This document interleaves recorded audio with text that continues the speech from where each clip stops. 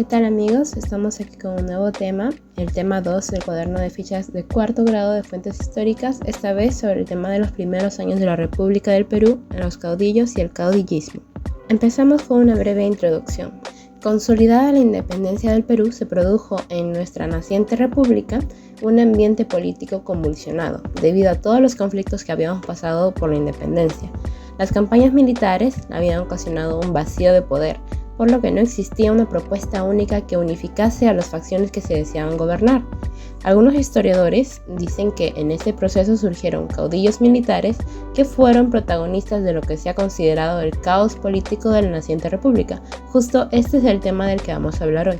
Esto se evidencia en los enfrentamientos militares y golpes de estado realizados para obtener el poder. Así se tiene, por ejemplo, el golpe de Santa Cruz a la Mar o el golpe de Salaverry a Orbegoso en 1835.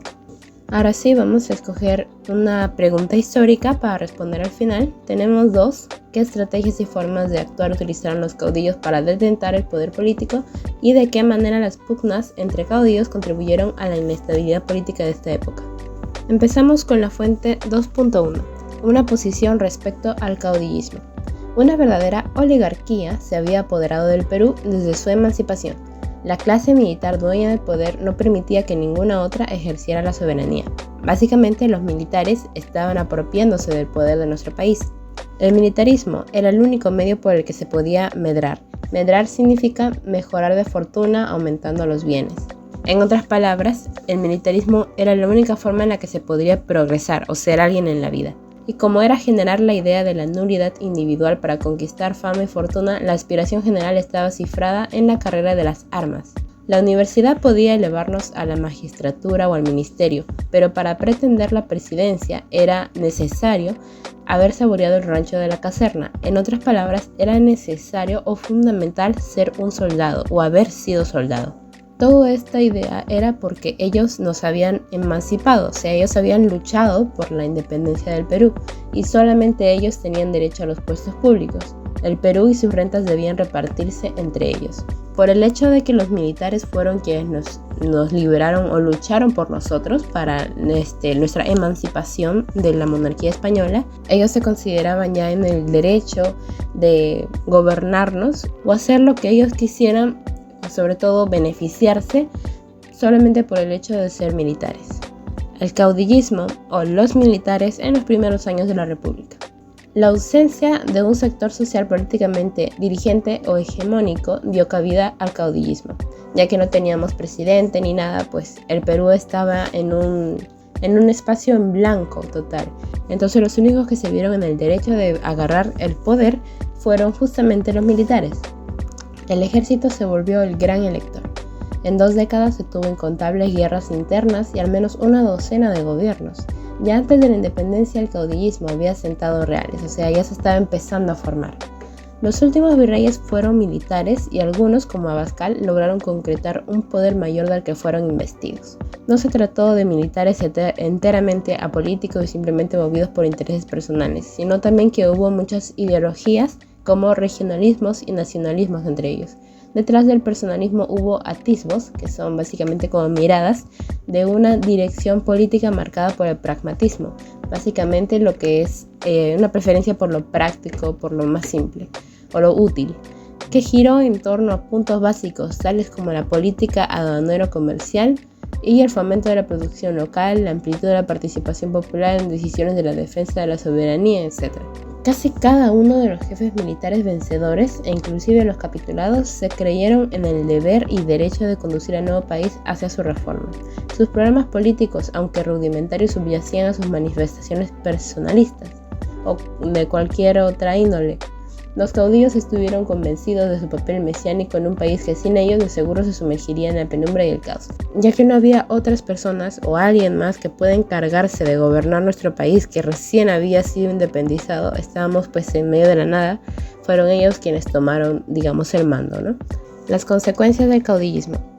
La consecuencia de este proceso es la pugna, la lucha que empaña o que sigue todavía hasta hoy en nuestra vida republicana, que es el antagonismo o la indiferencia, el conflicto que existe entre los poderes legislativo y ejecutivo. Legislativo hablando en el sentido de los grupos, por ejemplo, el presidente, el primer ministro, el vicepresidente, con los congresistas que son parte del poder ejecutivo. Por cuanto el poder judicial, que son los jueces y fiscales, ya no tiene ninguna fuerza para competir en ese conflicto, solamente quedan a la suerte de quien pueda ganar esa lucha, ¿no? En alguna medida, el Perú empieza a vivir bajo los patrones del liberalismo y la democracia en la época. Al igual que el resto de América Latina, el Perú sufrió el desajuste entre un sistema extraño y su propia realidad. No se forjó un modelo propio y el deslumbramiento de los ideales revolucionarios desvió a los políticos del conocimiento de los problemas y de las aspiraciones nacionales.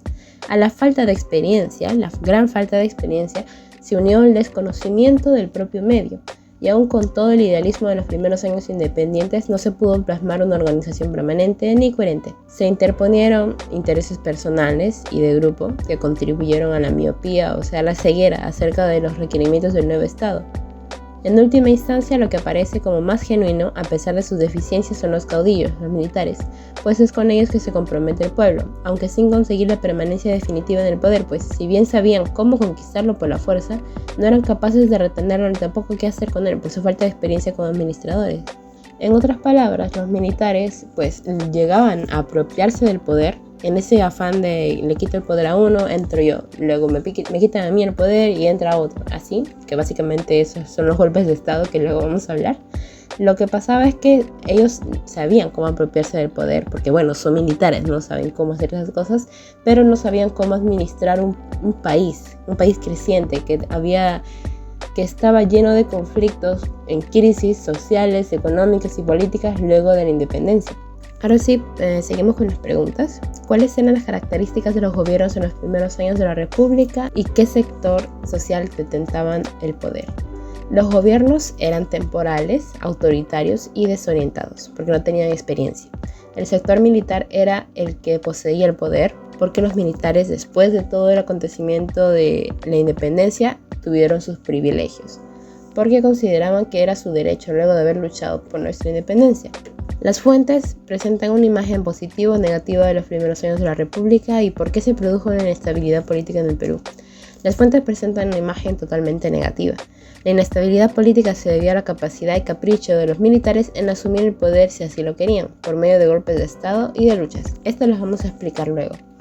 En la fuente 2.3, la autora señala que el caudillo se convierte en un eje importante de la sociedad. Sin embargo, ¿cuáles eran sus debilidades? Las debilidades del caudillo, pues, era su inexperiencia en cuanto a gobernar un país o administrarlo, los intereses personales de por medio también y su incapacidad de mantener un gobierno. Muchos historiadores sostienen una visión negativa sobre el siglo XIX y entienden que como consecuencia del desorden generado el Perú no pudo estabilizarse hasta el siglo XX.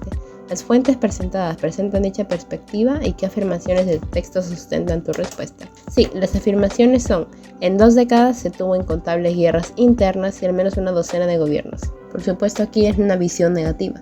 El Perú sufrió el desajuste entre un sistema extraño y su propia realidad. A la falta de experiencia se unió el desconocimiento del propio medio y, aun con todo el idealismo de los primeros años independientes, no se pudo plasmar una organización permanente ni coherente. Tenemos aquí información útil, las acuarelas sobre las Rabonas. Nos dicen que luego de la independencia el ejército se convirtió en uno de los pilares de la sociedad. En términos políticos, los grupos de poder se tenían que aliar con el ejército porque pues estaba representada por distintos caudillos para poder materializar sus ideales políticos. Sin embargo, eran muy pocas las personas de clase alta que actuaban como soldados. Al contrario, una gran parte de esos ejércitos estaba constituida por la presencia de los estratos sociales bajos. Incluso se puede encontrar la presencia de mujeres. En las imágenes podemos ver a los soldados al lado de las que son las rabonas, que eran las mujeres que acompañaban y apoyaban a los soldados en medio de las peleas que ellos tenían. Respondemos qué personajes identificamos, pues son las mujeres que apoyaban a los soldados, llamaban rabonas, y también a los soldados. Describe las actividades de las rabonas. Ellas apoyaban a los soldados en lo que concierne a cuidados, alimentación, les armaban las tiendas para dormir, los cuidaban también en el sentido de limpiarlos, hacer sus ropas, los sanaban y velaban por ellos. En caso de que ellos murieran, los enterraban. ¿Qué implemento que portan las rabonas podrían indicar que cumplían un rol auxiliar en los ejércitos? Los bolsos, los canastos, las paredes para tiendas, entre otras cosas que se les ve que sirven para abastecer alimentos, calor y seguridad a los soldados. Encuentra similitudes entre las actitudes de las rabonas con lo descrito por Adolfo de Bot-Millau Bosmiao menciona que hubo presencia de mujeres en el ejército, que es lo que leí antes, y en las acuarelas se evidencia que esa actitud de servicio de las rabonas está, por supuesto, presente en el ejército. Según algunos historiadores, las rabonas fueron una pieza central de los ejércitos republicanos en el siglo XIX. ¿Estás de acuerdo y por qué las mujeres formaron parte del ejército? ¿Qué impacto tuvo su participación? Para esto he tenido que buscar un poquito de más información, por supuesto, no nos la dan aquí. Y dije que sí, las mujeres formaron parte del ejército porque los soldados necesitaban de apoyo en cuanto a cuidados, salud y comida. Las rabonas los ayudaron a estar en buen estado y los protegían. Su participación hizo que las tropas estuvieran mucho más aptas de atacar a los enemigos, puesto que estaban bien alimentados y cuidados. En la actualidad, ¿cuáles son las condiciones en las cuales las mujeres forman parte de las Fuerzas Armadas y cuáles son las diferencias con el servicio que realizaban las rabonas? En nuestro país actualmente las mujeres pueden servir en las Fuerzas Armadas peruanas sin restricciones de género, tal como lo hacen los hombres. Las diferencias con las rabonas es que las mujeres actuales de las Fuerzas Armadas ya no están para servir y cuidar únicamente a los hombres, sino que ellas también están de soldados, así que ellas hacen lo mismo que hacen los hombres. Siguen las órdenes de los superiores, atacan, empuñan un arma, etc. Pasamos a la fuente 2.5, la organización del ejército de un caudillo. Nada más curioso que la partida de un ejército peruano que entra en campaña. Mujeres y niños caminan en medio de la larga fila de soldados, la cual se despliega confusamente en la dirección indicada por los jefes. Asnos y mulas cargadas por los equipajes siguen a la columna o se arrojan a cada paso entre las filas. Por lo demás, nada se ha previsto, falta todo: las provisiones, cuidados y hasta la paga. De este modo viven casi siempre a expensas de la región que atraviesan y las compañeras ordinarias de soldado, conocidas con el nombre de rabonas, reemplazan para él la administración militar. Esta costumbre de llevar a las mujeres a la guerra es de origen indio. Si no se acatara esa costumbre sería imposible retener a un solo hombre bajo las banderas.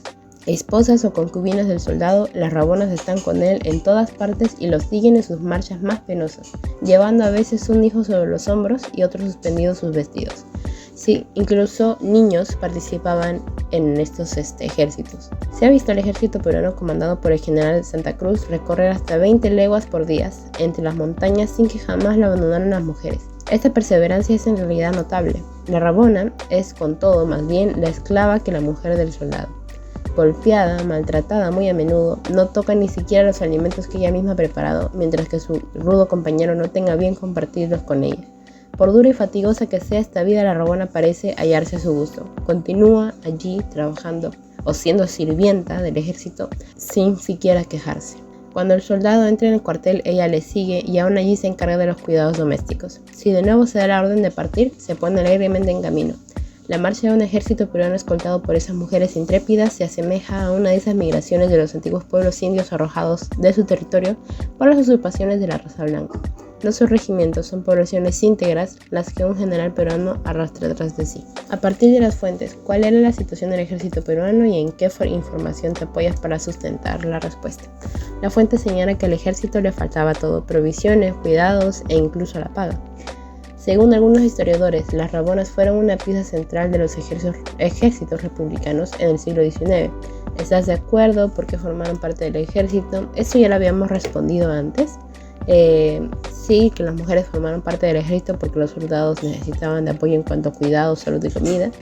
Encuentro similitudes también, esto lo habíamos mencionado antes. Y en la actualidad, ¿cuáles son las condiciones en las cuales las mujeres forman parte? Eso también ya lo habíamos respondido antes. Continuamos con la fuente número 2.6, que se titula Entre caudillos. Antes de eso quisiera poner un poco en contexto sobre el primer militarismo. Al menos ahora, en lo que vamos a hablar de las fuentes, primero en la línea de tiempo va a estar el gobierno de Lamar, que empezó en 1827, pero culminó por un golpe de estado por parte de Gamarra. Gamarra aprovechó la situación en la que el presidente estaba ocupado con la guerra de la Gran Colombia y tras su ausencia pues aprovechó para darle un golpe de estado y sacarlo del poder y entrar él. En 1829 Gamarra empieza su gobierno y lo culmina por completo, o sea, no hubo ningún golpe de estado que se efectuó contra él. Sí habían algunos problemas, pero él logró sofocarlos. Cuando terminó su gobierno, se retira y entra el presidente Orbegoso, que pues es elegido. y Gamarra no apoyaba a Orbegoso debido a su diferencia de ideales políticos. Entonces en 1833 Orbegoso asume la presidencia del Perú y recibe un golpe de estado por parte de Salaverry en 1835. De esto la historia reciente del Perú ofrece amplia evidencia, pues desde el fin del azaroso gobierno del general Gamarra, o sea, en esta línea de tiempo desde que él culminó su gobierno, rara vez ha habido un paréntesis temporal de paz en el país. Aquellos que mejor conocieron las opiniones de este influyente personaje aseguran que durante sus 4 años de gobierno sofocó aproximadamente unas 14 conspiraciones más o menos maduras contra su persona o contra su mandato. Lo que quiere decir que Gamarra, pese a haber culminado sus 4 años de presidencia que le correspondían, sí tuvo una oposición. O sea, hubo conspiraciones como para sacarlo del poder, pero no se culminaron, no llegaron a concretarse. Sin embargo, al término de su periodo presidencial legal, dignidad a la cual lo llevaron sus taimadas intrigas tras la ruina de su predecesor, el querido general Lamarr, que aquí está Lamarr, apenas hubo abandonado su alta investidura, en enero de 1834 se le vio alzar la bandera de la rebelión y apresurar la ruina del país, autorizando la insurrección con su ejemplo. Aunque frustrada esta vergonzosa revuelta, el año siguiente se puso otra vez a la cabeza de una facción armada en abierta y sanguinaria rebelión. Pero finalmente, después de la desastrosa batalla de Yanacocha y la total dispersión de sus partidarios sobrevivientes, vino a Lima a refugiarse frente a la fuerza unida y victoriosa de sus enemigos legítimos, el presidente peruano Orbegoso y su aliado boliviano Santa Cruz. Lo que quiere decir aquí es que Gamarra tuvo oposición contra el gobierno de Orbegoso. En 1834 Orbegoso tenía ya 1 año en la presidencia y Gamarra pues estaba armando una revuelta, o sea, una especie de protesta en su contra. Sin embargo, esto fue apagado o fue sofocado. No se llegó a más con eso, con los intentos o intenciones que tenía Gamarra. Y aquí en la capital, mientras recibía las condolencias de sus apesadumbrados amigos y lamentaba la pérdida de su heroica esposa, la famosa Panchita, de Gamarra, tuvo poco tiempo para llorar. Apenas había aliviado su profunda pena, fue arrestado con una ruda orden militar y en compañía de varios de sus amigos o partidarios. Una vez más fue expelido, o sea, expulsado por el severo mandato del impetuoso general Salaverry, un jefe rival menos taimado y desconfiado, pero más activo y osado que él mismo. Eso ocurrió durante ya el gobierno de Salaverry. Tenemos, para ponernos en contexto, que Gamarra logró escapar y poco después recibió la orden de Salaverry de dirigirse a Lima para encargarse de la presidencia del Consejo del Estado. Eso ocurrió en 1835. Gamarra arribó a la capital pero rechazó el mando que se le otorgaba. O sea, Salaverry le había mandado a la capital, a Lima, con una intención y él la rechazó, no la cumplió. Entonces, por orden de Salaverry, que se hallaba en Pisco, las autoridades de Lima tomaron como prisionero a Gamarra y lo deportaron a Costa Rica. Se dice que Salaverry no dio la orden de su fusilamiento, o sea, no ordenó que lo maten, pues contaba con que en caso de que sucumbía, o sea, si él perdía el asunto en el que estaba ocupado, Gamarra lo iba a reemplazar como caudillo en la lucha contra Santa Cruz. Poniéndolos en contexto, estaban hablando de una especie de guerra que se estaba librando Perú contra Bolivia, específicamente Santa Cruz, que en ese lío estaba metido Salaverry, pues como Gamarra era como su pata de Salaverry, él como que de algún modo, pese a sus ciertas discrepancias, confiaba en que él podía reemplazarlo, porque ambos estaban en contra de la misma persona. Fuente 2.7. El conflicto entre los caudillos Agustín Gamarra y Orbegoso. Esto lo mencioné antes, vamos a ver un poco más aquí. Algunos meses antes había terminado el periodo constitucional del presidente Gamarra, quien entregó el cargo sin problemas, y Orbegoso fue elegido presidente por la convención. Al parecer Gamarra pronto se arrepintió de lo que había hecho y el general Bermúdez, que era su pata, su íntimo amigo, ayudado por doña Pancha, su esposa, encabezaron una revolución contra Orbegoso, quien se refugió en la fortaleza del Callao. ¿Qué sensación te transmiten los acontecimientos de la vida general de Gamarra descritos por Heinrich Witt? Me parece que tenían sus intereses personales de por medio en cuanto al poder, puesto que habiendo ya culminado su gobierno, o sea, Gamarra terminó su gobierno y ya que su aliado Bermúdez, su pata, no consiguió entrar al poder, no fue su sucesor, entonces armó las revueltas que trajeron más problemas al país contra el presidente Orbegoso, solamente por su discrepancia o por sus distintos ideales políticos. ¿Cuáles son los dos personajes presentados en una de las fuentes? ¿A qué se debe el conflicto que tienen? Los presidentes o expresidente Gamarra y el entonces presidente Orbegoso. Estos tienen un conflicto de controversia política. Por ello, al no haber ganado Bermúdez, candidato de Gamarra a la elección presidencial, este fue opositor del presidente electo Orbegoso. ¿Por qué si las luchas se generaron en la ciudad, luego Orbegoso se retiró al Callao? Averigua en una fuente confiable la importancia del Callao desde el punto de vista militar en esa época. Investigando llegamos a que en el Callao se ubica la fortaleza de Real Felipe, que es una construcción militar construida en el siglo XVIII para defender al puerto contra posibles ataques de piratas y corsarios. Este sirvió de refugio para el entonces presidente José de Orbegoso tras sospechar de un golpe de estado por parte del militar Gamarra. En 1830 el Perú ya tenía 6 años de vida republicana. ¿Qué impresión tienes acerca de la institucionalidad democrática de esa época y que debía de caracterizar a una república? La institucionalidad democrática evidentemente era frágil e inestable. No existía algo o quien regule a las personas que pudieran tomar el poder de la presidencia del país. Solo bastaba ser militar, tener influencia y decisión para dar un golpe de estado, asumir la presidencia, votar a alguien del poder y así. La sociedad y el mismo gobierno se encontraba dividido en ese entonces. La fuente 2.8, carta de Agustín Gamarra dirigida a Domingo Nieto. Señor coronel don Domingo Nieto, en 1831. Sus anteriores apreciables comunicaciones le contesté Moquegua con el mismo gusto que ahora la del 6 presente. Celebro pues mucho que se haya usted enteramente repuesto de sus males y con el empeño que siempre lo he distinguido esté trabajando en su cuerpo. Aquí nada más habla de una presentación. Ya dije a usted en mi anterior que el 28 de agosto tuve el gusto de aprobar el Tratado Preliminar de Paz. En cumplimiento de ello y queriendo dar por mi parte una prueba de mis deseos sinceros por un avenimiento que alejé de ambas repúblicas los recelos que hasta hoy nos han mantenido en alarma. No solo he retirado el ejército de este departamento y he disminuido su fuerza, sino que también me retiraré yo mañana para el Cusco a arreglar los nuevos cantones de los cuerpos y ver el vestuario que ya es preciso dar al ejército. Hago un pare para poner en contexto. Durante este tiempo, un poco antes de esta carta, Gamarra quiso declarar la guerra a Bolivia, pero el Congreso se opuso, por lo que eso quedó sin efecto. Sin embargo, el hecho de que haya tenido esa intención hizo como que una especie de alarma, ¿no?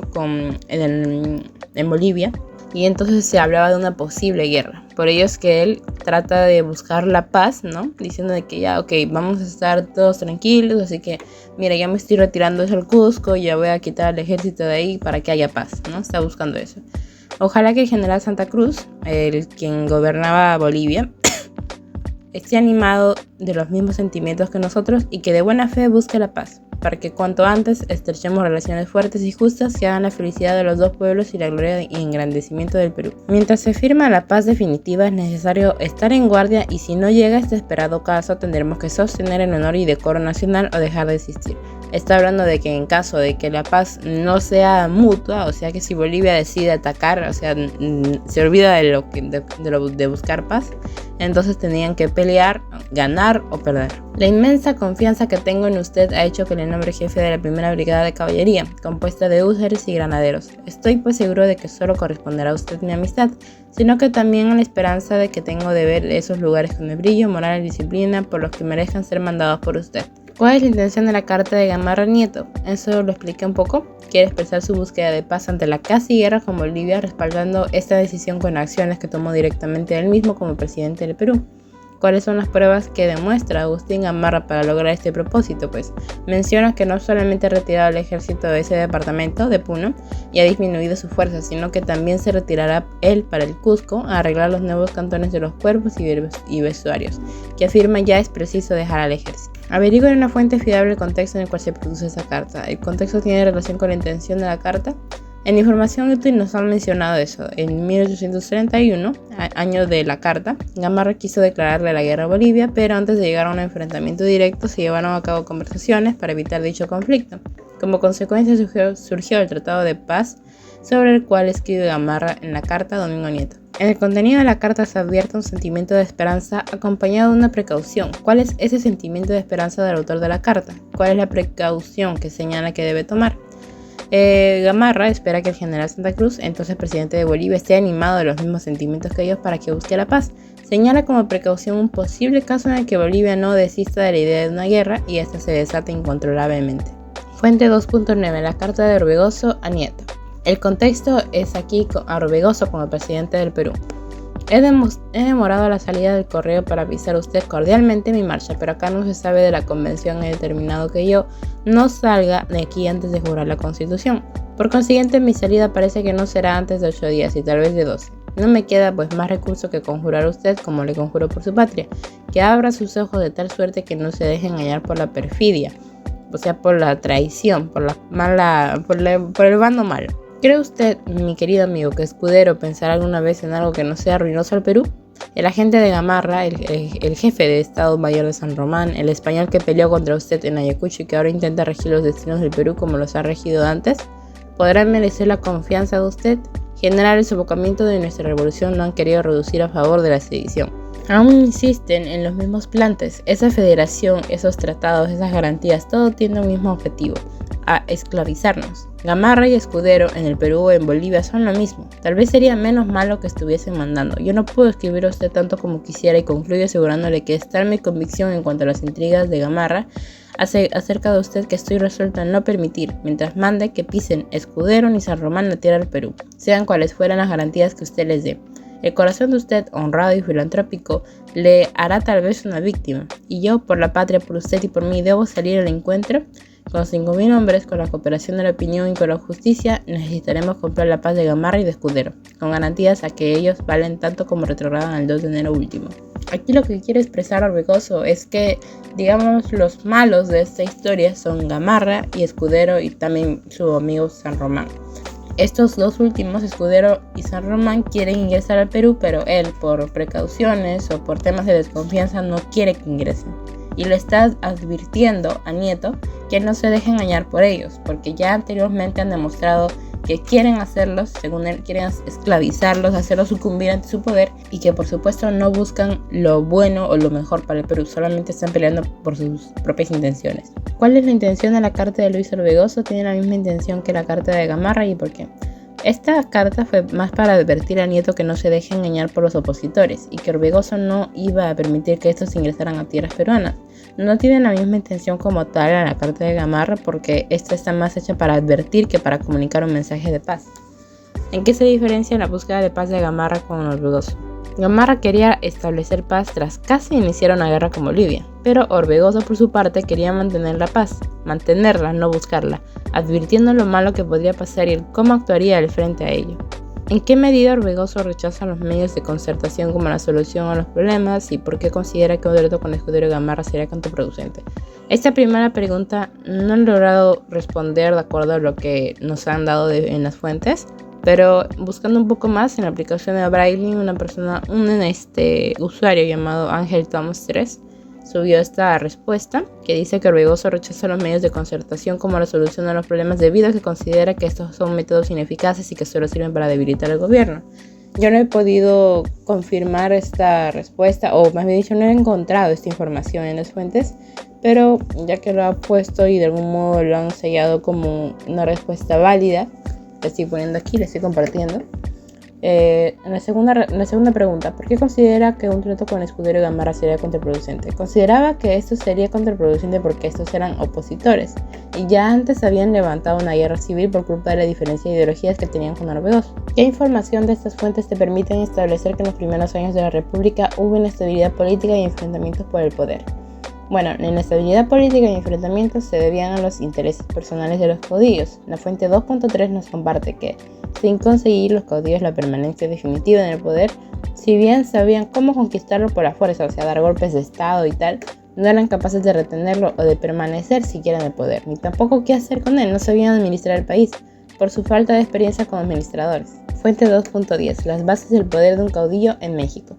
Santa Anna, caudillo de Veracruz, permaneció al margen de todos estos movimientos. Su clientela pertenecía a la clase alta y se identificaba con la defensa de sus propios intereses. Sus reclamaciones a favor de los cosecheros de algodón y tabaco de Veracruz tenía como objetivo beneficiar a los plantadores, más no a los peones. Su principal base de apoyo civil se vio reforzada con algunos amigos de confianza entre los altos cargos burócratas. El apoyo de los terratenientes del clero y de los agiotistas, que poseían medios de influencia por su propia cuenta, era menos seguro, dependía de lo que él pudiera hacer por ellos por un momento dado. Para la acción militar pudo reclutar peones de su propia hacienda. A estos se añadían los jarochos de la población rural de Veracruz y la milicia local, pero su principal base de poder era el ejército regular y los militares pedían a cambio patronazgo y ascensos, consiguiendo resultados positivos la mayoría de las veces. La gran habilidad de Santa Anna consistía en su capacidad para reclutar, reunir y motivar a los militares para que hicieran frente a las crisis. Ello les hacía mantener su reputación ante los políticos que justificaban su reiterada predisposición a olvidar el pasado y volvían a ofrecerle el mando.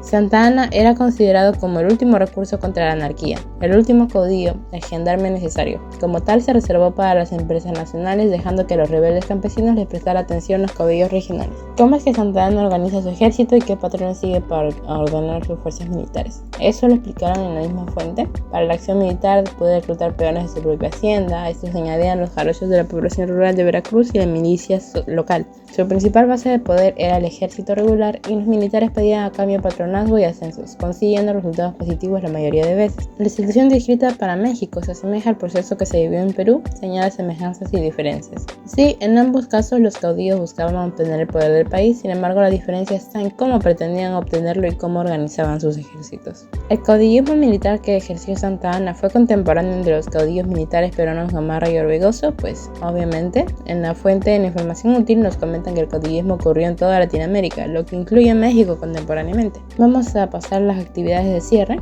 ¿Qué ideas te parecen importantes o novedosas a partir de la revisión de fuentes? A mí me resulta impactante en lo personal la facilidad en aquel entonces con la que un caudillo, si contaba con respaldo o apoyo de otros, podía dar un golpe de estado y tomar el mando presidencial tan fácilmente. Revisa tu hipótesis inicial. La información que te proporcionan las fuentes contrasta con lo que pensabas al comienzo y qué fuentes te han ayudado a confirmar o cuestionar tu hipótesis. La pregunta que yo escogí es: ¿qué estrategias y formas de actuar utilizaron los caudillos para detener el poder político?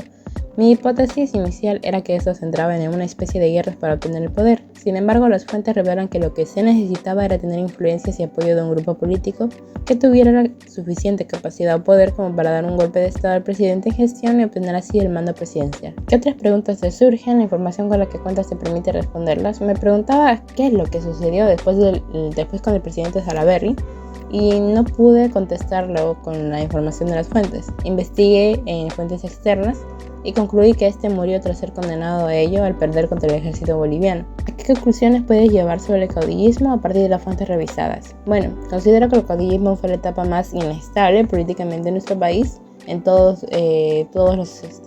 en el sector social, político y económico, debido a la arbitrariedad de los caudillos para asumir el poder presidencial y la incapacidad que tenían estos para poder manejar un país de la manera adecuada.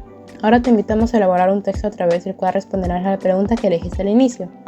Puedes tener en cuenta estos aspectos: los intereses y propuestas de los caudillos, alianzas y conflictos de los caudillos, la forma como se organizaba el ejército, consecuencias sociales, políticas y económicas que originó el caudillismo.